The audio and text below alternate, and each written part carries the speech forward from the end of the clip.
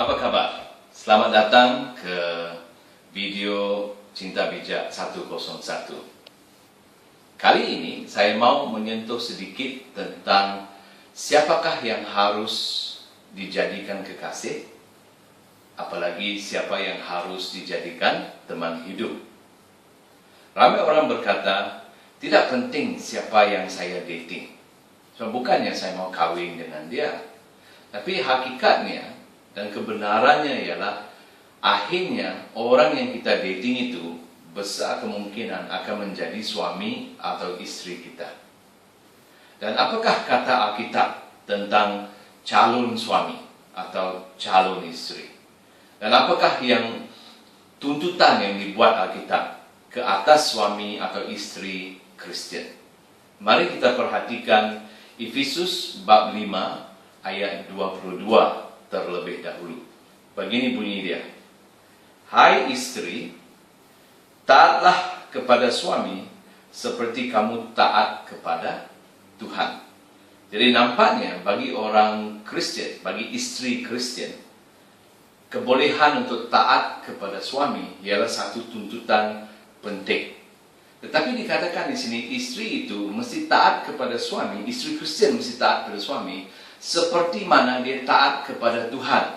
Dan dalam konteks ini Tuhan merujuk kepada Yesus.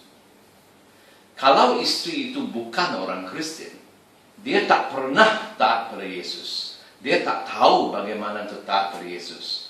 Jadi adalah mustahil untuk dia taat kepada suami dia seperti mana dia taat pada Tuhan kalau dia tak pernah bertuhankan Yesus.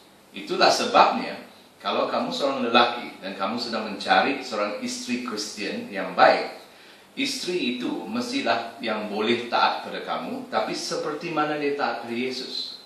Kalau istri kamu bukan orang Kristen, mustahil syarat ini boleh dipenuhi. Dan saya yakin kegagalan istri taat pada suami seperti taat pada Yesus akan menyebabkan kegagalan dalam perkawinan pada masa yang akan datang. Bagaimana pula dengan si lelaki? Ayat 25, masih lagi dalam Efesus 5, ayat 25, berbunyi begini.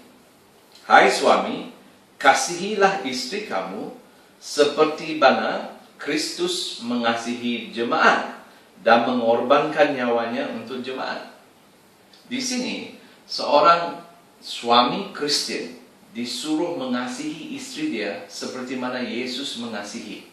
Nah, kalau lelaki itu tidak mengasihi Yesus, tidak pernah mengalami kasih Yesus, tidak percaya Yesus mengasihi dia, bagaimana dia boleh mengasihi istri dia seperti mana Yesus mengasihi jemaat? Dan bukan itu saja, dikatakan suami Kristen mesti berkorban seperti mana Yesus berkorban. Dan kalau lelaki itu bukan orang Kristen, dia tidak percaya Yesus telah berkorban untuk dia, dia tak tahu bagaimana pengorbanan Yesus, dia hampir tak dapat, mustahil, saya yakin mustahil dapat mengorbankan dirinya seperti mana Yesus mengorbankan dirinya untuk Anda. Jadi sama ada kamu lelaki Kristen atau perempuan Kristen, pandai-pandailah pilih siapa teman dating kamu. Sebab besar kemungkinan teman dating akan menjadi teman hidup. Dan Alkitab berkata, kalau kamu Kristen dan lelaki, cari perempuan yang taat pada Tuhan. Kalau kamu perempuan dan cari suami Kristen, cari suami itu mesti tahu mengasihi kamu seperti mana Yesus mengasihi. Pandai-pandai pilihlah. Tuhan berkati.